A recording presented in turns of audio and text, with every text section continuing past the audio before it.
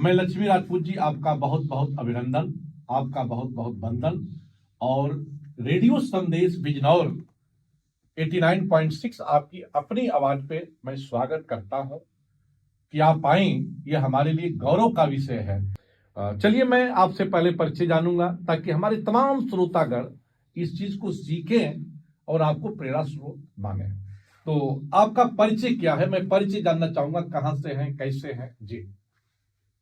Sir, मेरा नाम लक्ष्मी राजपूत है जी। मैं ग्राम शाहपुर सुक्खा की रहने वाली हूँ जी जी।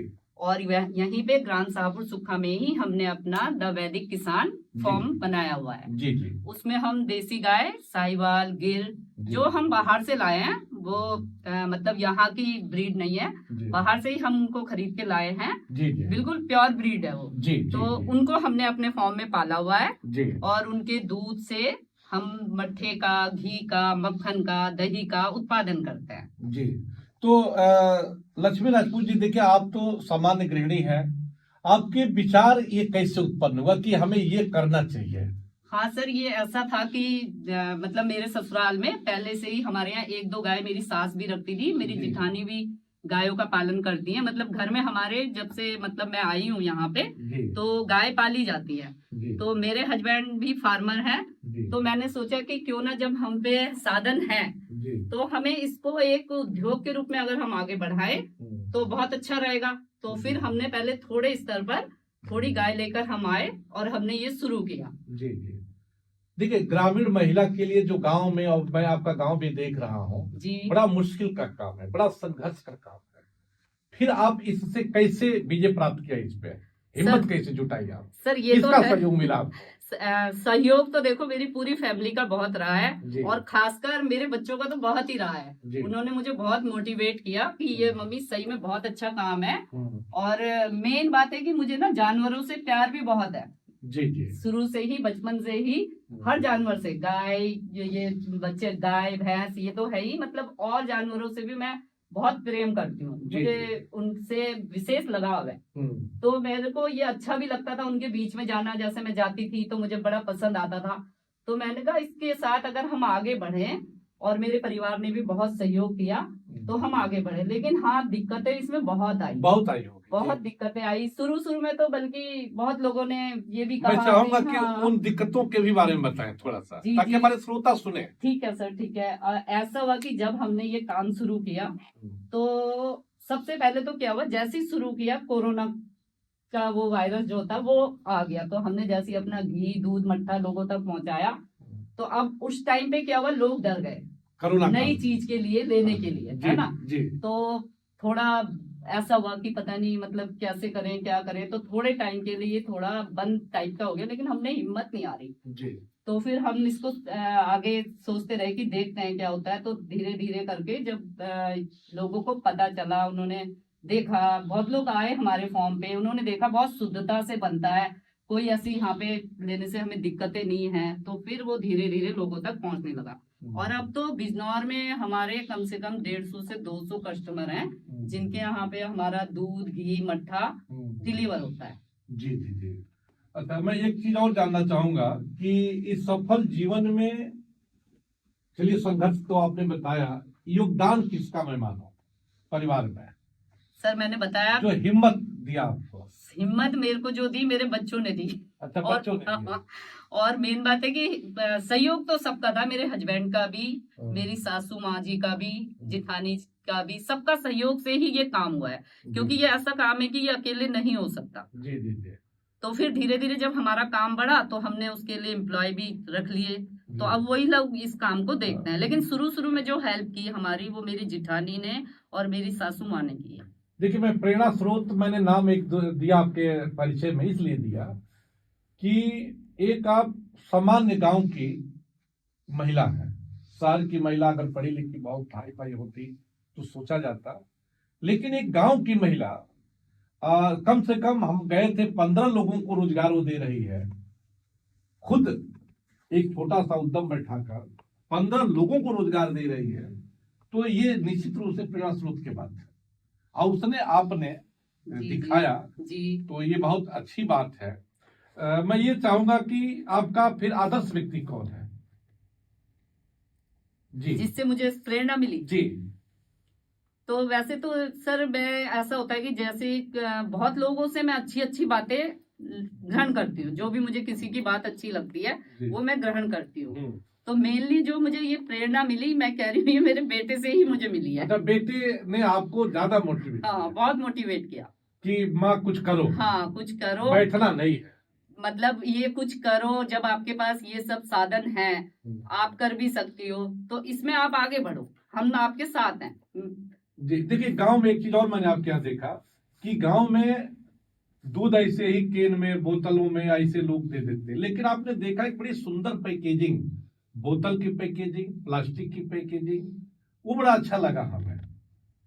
वो कहाँ से विचार आया आपके पास? सर जैसे आजकल तो मीडिया है जी। तो बहुत चीजें हमें पता चलती है कि प्लास्टिक नुकसान देता है हाँ। या एल्युमिनियम नुकसान देता है। हाँ। तो वो सब आजकल सब जानकारी मिलती है, तो उसको हम देखते हैं कि कहाँ पे क्या चीज हमें यूज करनी चाहिए। तो हमने आपने देखा, समाज के भी बारे में सोचा हाँ हाँ, कि हमने हमें प्लास्टिक नहीं यूज करना और है। एल्युमिनियम से कैंसर और तमाम बीमारियों जी, का जी, जी। खतरा रहता है, जी तो शुद्ध रूप से हम एक जैविक हाँ वैदिक जो भावना है सनातन की, जी जी उस पे हम काम काम करेंगे। करेंगे। और हमको लगता है कि पूर्णता आप उसमें पूर्णता है, बिल्कुल। पूर्णता है सर, बिल्कुल पूर्णता है। शुद्धता का बहुत ध्यान रखा जाता है। प्योरिटी तो हमारी मेन वो है। हमारा चाहे प्रोडक्शन कम है तो हम कम लोगों तक उसे पहुंचाएंगे, अगर ज्यादा है तो ज्यादा लोगों तक पहुंचाएंगे। ऐसा नहीं हो सकता कि हम कुछ और मिक्स कर दें, या जैसे आपने देखा है आजकल कि लोग दूध का ही आपने देखा है कितना नकली दूध बन रहा है।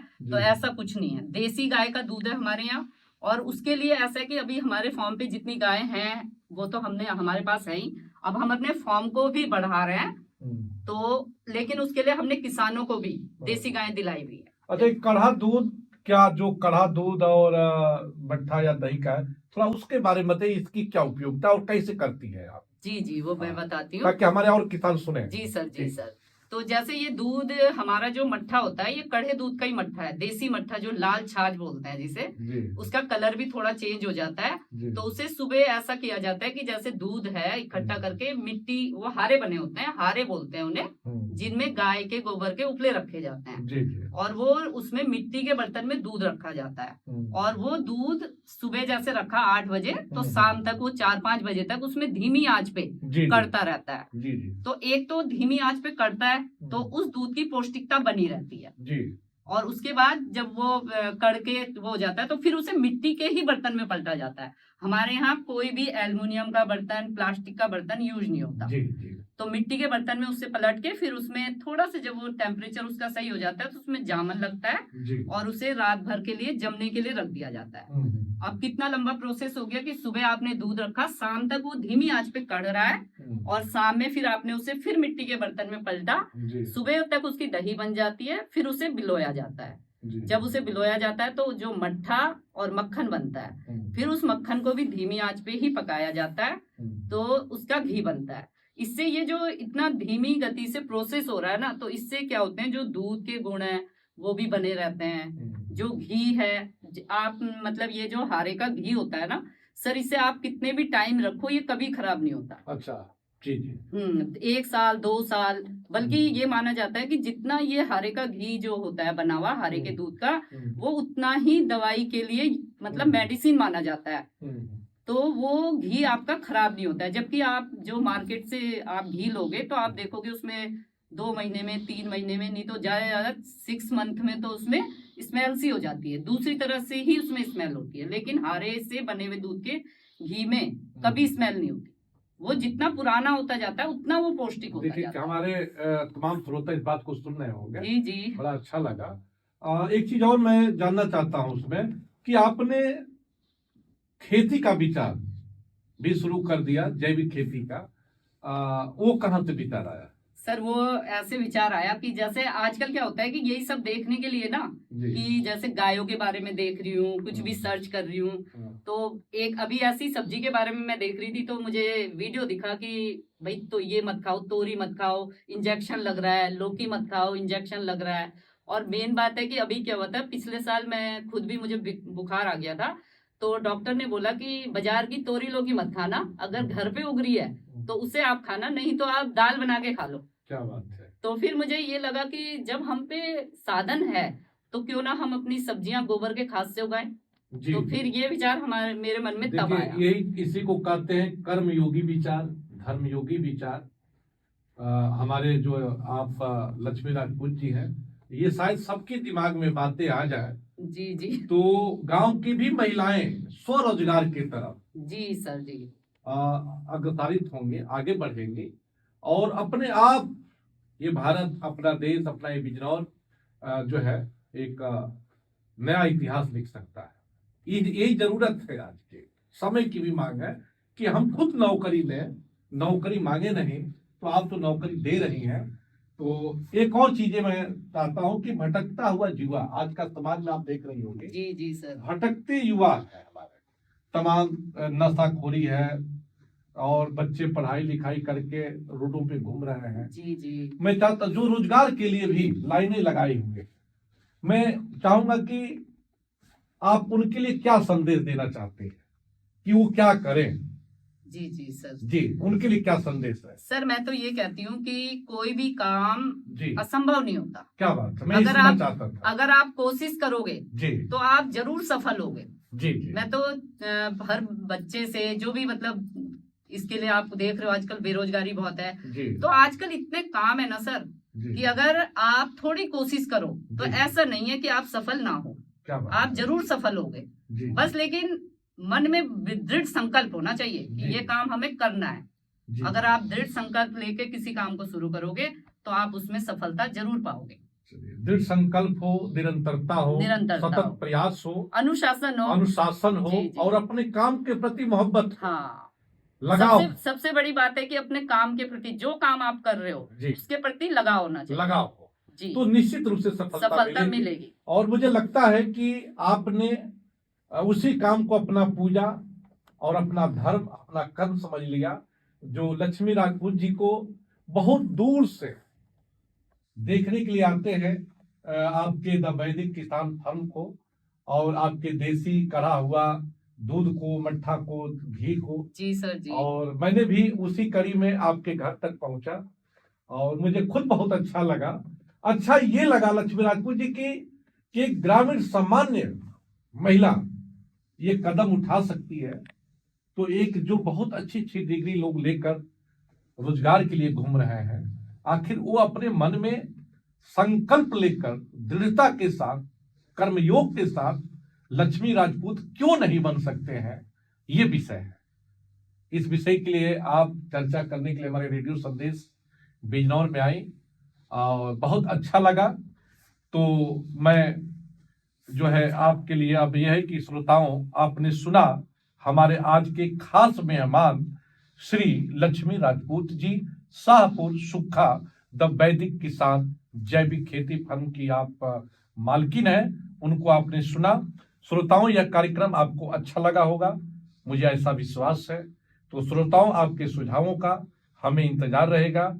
हमारा यह प्रोग्राम आपको कैसा लगा, आप हमें व्हाट्सएप, फोन से बता सकते हैं। हमारा नंबर है 8960258960। तो सुनते रहिए, गुनगुनाते रहिए रेडियो संदेश बिजनौर 89.6।